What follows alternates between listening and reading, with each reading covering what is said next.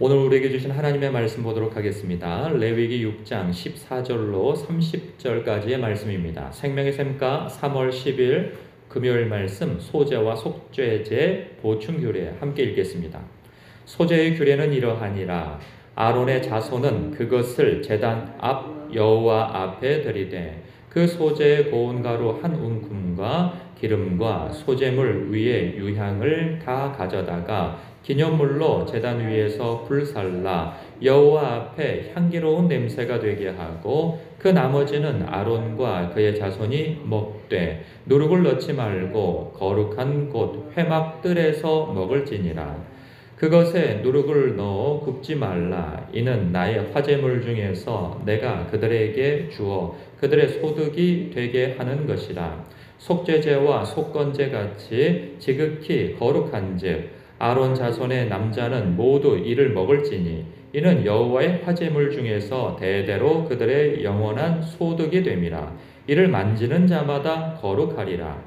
여호와께서 모세에게 말씀하여 이르시되 아론과 그의 자손이 기름 부음을 받은 날에 여호와께 드릴 예물은 이러하니라. 고운 가루 10분의 1 에바를 항상 드리는 소제물로 삼아 그 절반은 아침에 절반은 저녁에 드리되 그것을 기름으로 반죽하여 철판에 굽고 기름에 적셔 썰어서 소제로 여호와께 드려 향기로운 냄새가 되게 하라.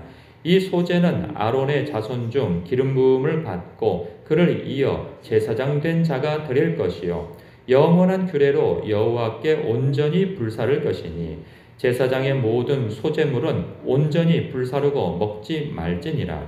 여호와께서 모세에게 말씀하여 이르시되 아론과 그의 아들들에게 말하여 이르라. 속죄제의 규례는 이러하니라.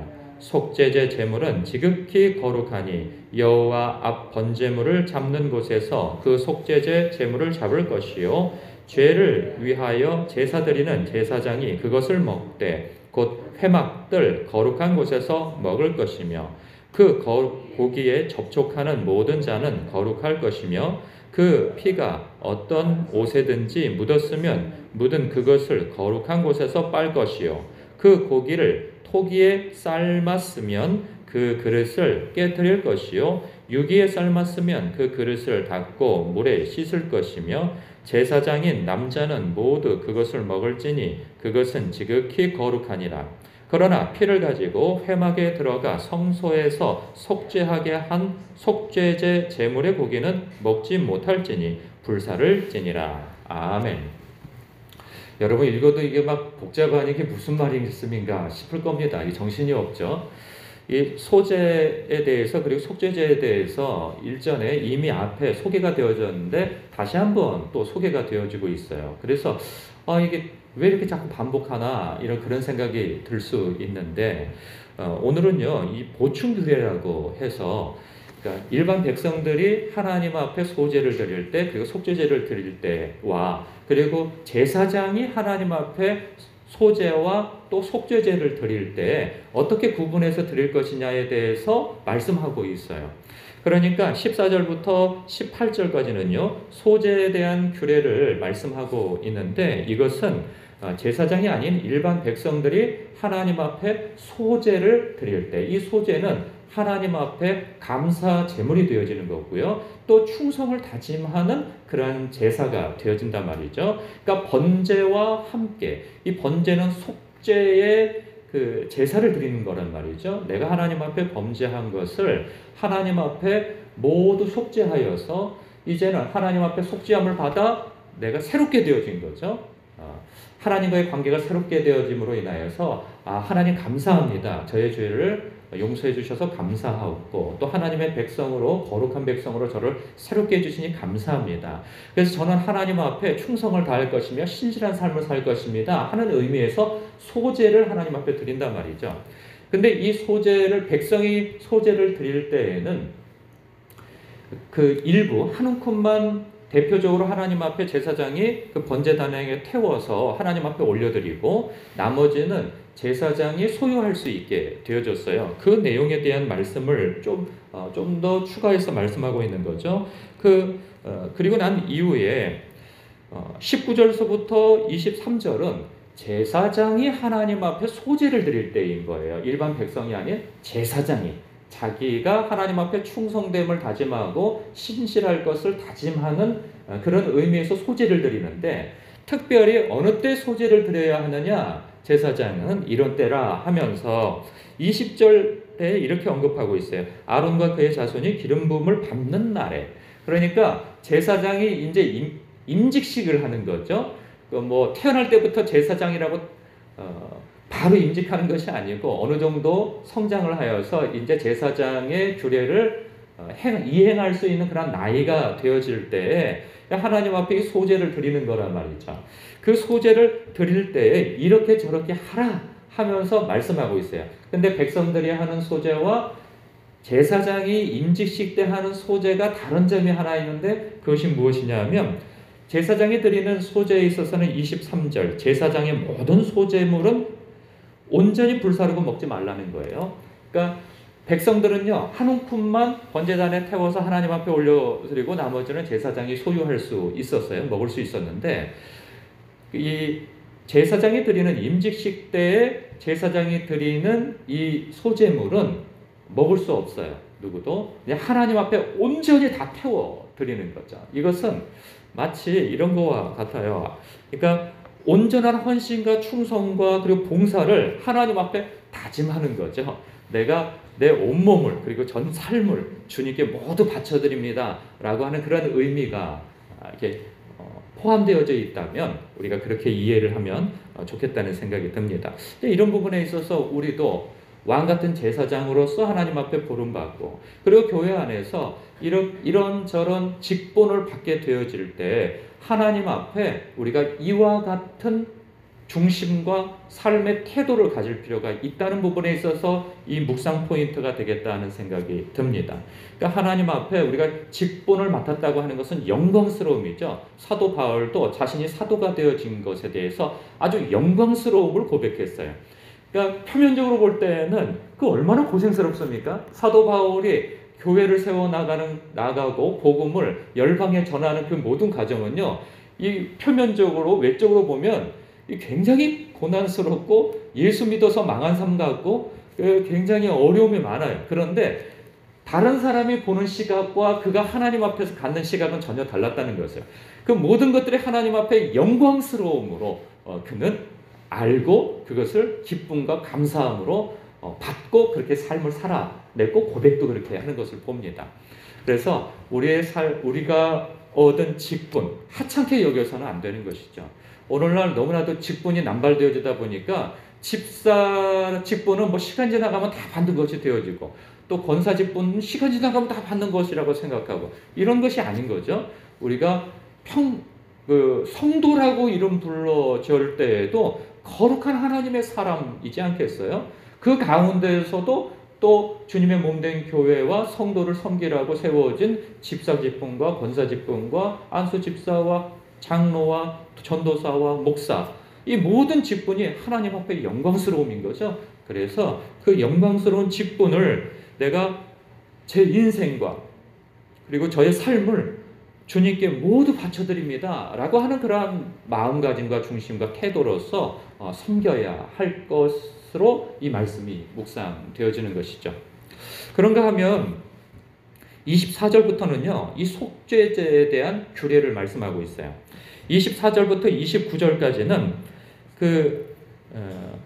일반 평민과 족장을 위한 이 속죄제에 대한 소개예요. 이것이 무엇이 다르냐면은 이 제사장과 그리고 온 이스라엘 백성이 드리는 제사가 달랐어요. 그러니까 제물부터 달랐고 제물의 피를 처리하는 것에 있어서도 달랐어요. 그러니까 제사장과 온 백성이 하나님 앞에 속죄를 드릴 때에는 그 피를 가지고 성막 안으로 들어가서 휘장이죠. 그 휘장에 7번을 뿌리고 그리고 하나님 앞에 기도를 올려드린다고 하는 분향단에 또 바르고 피를 바르고 그 나머지 피를 가지고 바깥으로 나와서 그 뜰에 있는 번제단에 이게 뿌려서 마지막으로 처리를 했던 것이죠. 그런데 일반 평민들은 달랐어요. 족장과. 제물의 내용도 달랐고 피를 처리하는 것도 달랐어요. 성소 안으로 들어가질 않습니다. 성소 바깥에서 그 뜰에서 바로 그 피를 번제단에 뿌려서 처리를 했죠.